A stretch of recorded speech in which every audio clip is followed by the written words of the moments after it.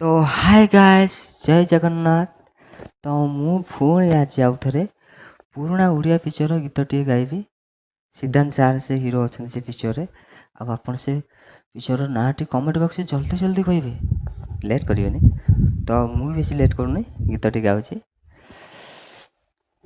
କେତେ ଦିନ ଗଲା ପରେ ଏ ଦିନ ଆସିଛି, ଯେ ଦିନକୁ ପାଇବାକୁ କେବେଠୁ ଚାହିଁଛି।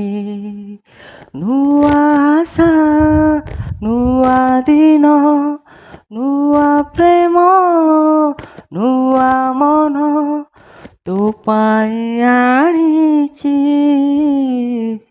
କେତେ ଦିନ ଗଲା ପରେ ସେଦିନ ଆସିଛି।